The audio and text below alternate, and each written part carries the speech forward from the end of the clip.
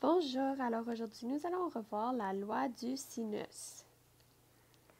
Alors, jusqu'à présent, on a pu seulement résoudre des triangles rectangles et les triangles rectangles sont très utiles, mais il y a d'autres sortes de triangles. Donc, un triangle sans un angle droit, on l'appelle un triangle oblique, n'a pas une hypoténuse, donc nous ne pouvons pas utiliser le théorème de Pythagore ni SOHCAHTOA pour nous aider à résoudre les triangles obliques. Donc, au lieu, on va devoir utiliser la loi des sinus et la loi du cosinus. Donc, ce sont deux lois qui vont fonctionner pour tous les types de triangles. Fait que ça veut dire que techniquement, vous pouvez utiliser la loi du sinus et la loi du cosinus pour résoudre des triangles rectangles aussi. Donc, ici, on va voir juste la loi des sinus. Donc, on a juste des rapports. Alors, le premier rapport, c'est celui-ci. On va l'utiliser pour trouver ou pour résoudre un angle.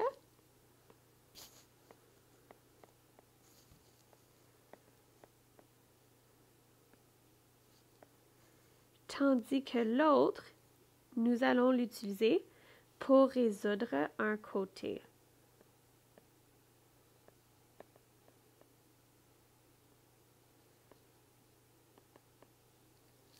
Alors, on va faire appel à la loi des sinus pour résoudre un triangle dont on connaît soit la mesure des deux angles et la longueur d'un côté, ou la longueur de deux côtés et la mesure de l'angle opposé de l'un des côtés.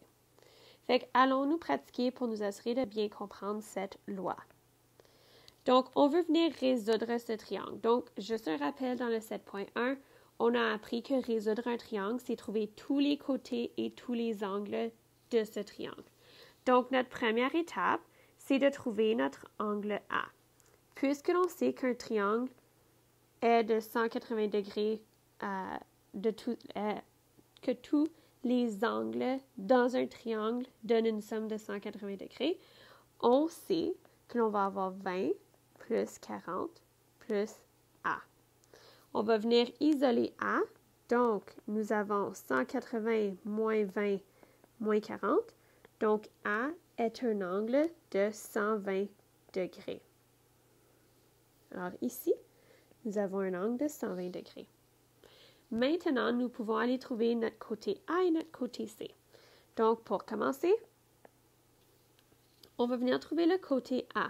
Fait que la loi du sinus serait A divisé par sin de A est égal à C, pas C, B, parce que nous avons le côté B, divisé par sin de B. Donc, on remplace le tout, donc il va nous rester A sur sinus de 120 est égal à 18 sur sinus de 40. Donc, si on isole A, nous allons obtenir 18 fois sinus de 120 divisé par sinus de 40. Donc, une fois que le tout est dans la calculatrice, on va voir que A est égal à 24,25 mm. Mais la question demande qu'on le met à l'unité près. Donc, ça va être environ 24 mm. Maintenant, finalement, nous pouvons trouver le côté C. Nous allons faire la même chose. Fait qu'on a C sur sin de 20 est égal à 18 sur sinus de 40. On continue, on isole C, on a C qui est 18 fois sinus de 20 divisé par sinus de 40. Donc, C est égal à 9,58 mm. Donc, lorsqu'on va venir l'arrondir, on a C qui est égal à 10 mm. Donc, ici, nous avons résolu ce triangle. Donc, nous avions 24 mm. Et ici, nous avions 10 mm. Aussi, juste un rappel, il faut arrondir seulement les réponses finales.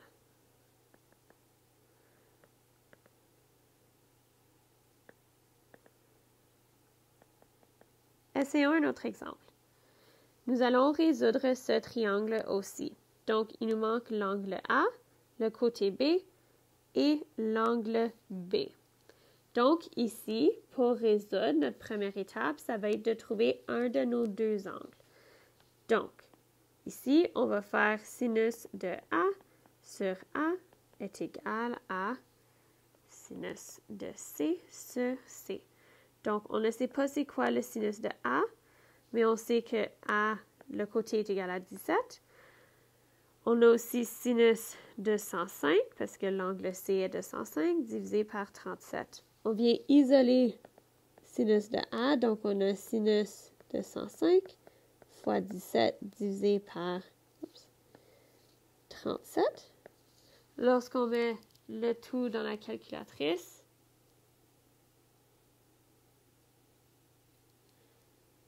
on vient donc faire arc sinus de sin 105 fois 17 divisé par 37. Une fois que le tout est dans la calculatrice, on obtient environ 26,34 degrés, mais on voulait à l'unité près, donc l'angle A est environ égal à 26 degrés. Donc, l'angle A est environ de 26 degrés. Maintenant, la deuxième étape, ça va être de trouver l'angle C. Donc, ici, on trouvait l'angle A. Pour trouver l'angle C, on sait que la somme de tous les angles dans un triangle est égale à 180. Donc, nous avons 105 plus 26 plus B. Et je ne voulais pas dire l'angle C, je voulais dire l'angle B, pardon.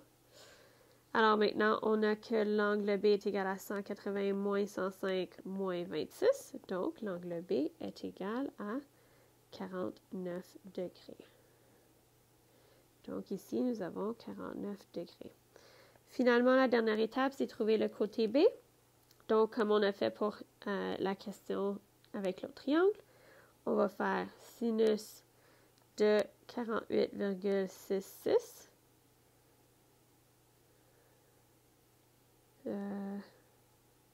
de 49, pardon, qui est égal à 37 divisé par sinus de 105. On isole B, on a 37 fois sinus de 49 divisé par sinus de 105. Donc, nous avons ici que B est égal à 28,76 cm. Donc, le côté B est environ égal à 29 cm. Donc, nous avons été capables de résoudre ce triangle. Essayons un autre exemple. Dans le triangle ABC, nous avons B qui est de 73 degrés, C qui est 12 cm et B qui est 16 cm. Donc, allons tracer ce triangle, juste pour avoir une meilleure idée. On a A, B, C. L'angle B est de 73 degrés. Le côté C est de 12 cm. Le côté B est de 16 cm. Donc, nous cherchons A et nous cherchons l'angle A et C. Donc, première étape, on va venir trouver l'angle C. Pour ce faire, on va faire sinus de C sur 12 est égal à sinus de 73 divisé par 16. Donc, on continue à isoler C. On aura sinus de 73 fois 12 divisé par 16. Maintenant, juste pour isoler C, on va faire arc sinus de sinus 73 fois 12 divisé par 16. On met le tout dans la calculatrice et on va obtenir 45,83 degrés. Donc, l'angle C est environ égal à 46 degrés. Ensuite, on vient trouver l'angle A. Donc, nous avons trouvé 46 degrés.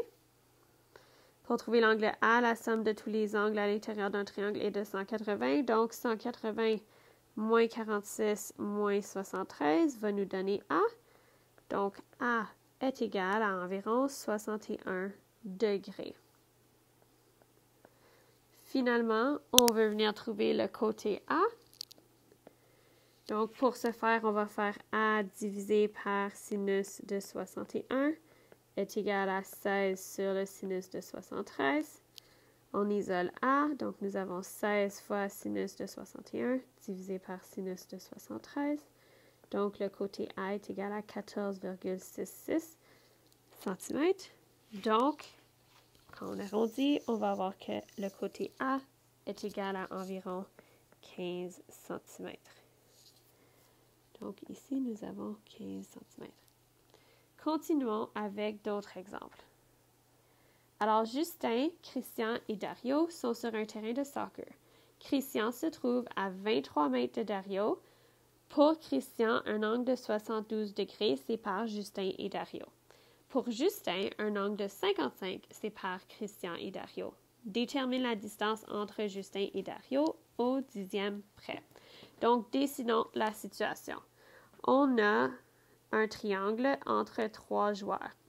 On va dire qu'on a Justin qui est J, Christian qui est C et Dario qui est D. Donc, nous avons Christian, Dario et Justin. On dit que Christian se trouve à 23 mètres de Dario.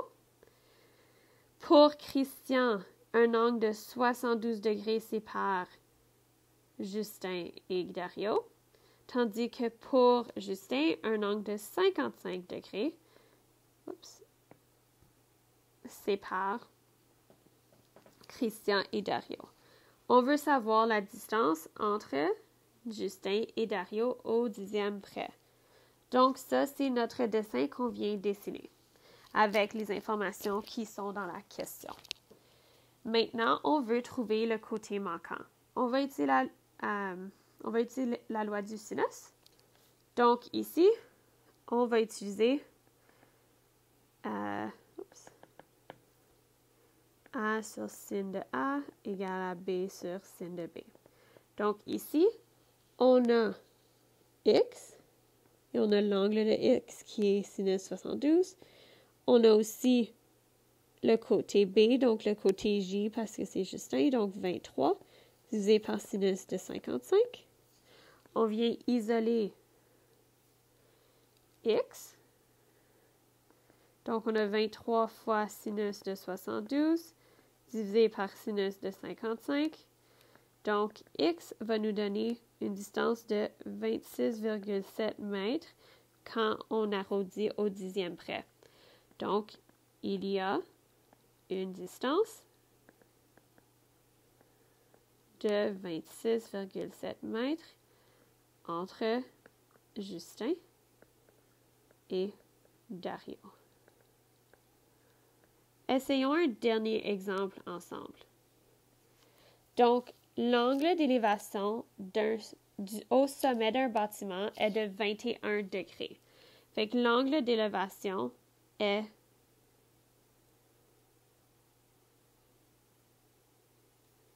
cet angle-ci. Parce que c'est l'angle d'élévation pour la personne. À un point plus rapproché, donc à 80 mètres plus rapproché, donc si on se rapproche ici de 80 mètres du bâtiment, on observe que l'angle d'élévation au sommet du même bâtiment est de 33 degrés. Fait ici, nous avons 33 degrés. On veut déterminer la hauteur du bâtiment, donc H. On a un triangle A, B, C, qui, on s'entend, un bâtiment va créer un angle droit avec le bâtiment. Le bâtiment va faire un angle droit avec le sol, pardon. Alors ici, on a des informations qui nous manquent. Fait que pour venir trouver la hauteur, on va avoir besoin de cette distance ici. Et on a ici aussi le point D. Donc, on est capable de trouver cet angle parce qu'on est capable de voir que c'est un angle supplémentaire. Donc, on fait 180 moins 33 qui va nous donner 147 degrés. Donc, nous avons 147 degrés ici. Ensuite, nous voulons venir trouver certaine distance et on voudrait peut-être trouver cet angle-ci. Donc, on a maintenant l'angle θ qui est 180 moins 147 moins 21. Donc, l'angle θ va être environ 12 degrés. Donc, ici, nous avons 12 degrés. Maintenant, nous allons déterminer la première distance parce que nous avons besoin de ce côté-là pour résoudre la question. Donc, on va chercher notre D1, puis on est capable de le faire en utilisant la loi du sinus. Donc, on va avoir D1 sur sinus de 21, puisque en face, c'est l'angle 21, et 80 sur sinus de 12. On isole D1, donc on a 80 fois sinus de 21 divisé par sinus de 12. Donc, cette distance est égale à 137,89 mètres. Donc, si on voulait arrondir à l'unité près, on peut dire que c'est environ 138 mètres. Fait ici, on a 138 mètres. Fait que maintenant, on peut faire SOHCAHTOA parce que on a juste on a les dimensions du petit triangle que nous avons. Donc, si je retrace le triangle rectangle que nous avons, on a H que l'on cherche, on a l'angle de 33 degrés et on a l'hypoténuse de 138 mètres. Donc, notre quatrième étape, c'est on va faire sinus de 33 est égal à opposé sur hypoténuse, qui est 138. On va faire 138 fois sinus de 33, qui est égal à H. Donc, H va être une valeur de 75,10 mètres, donc environ 75 mètres. Donc, on peut dire le bâtiment est 75 mètres de haut.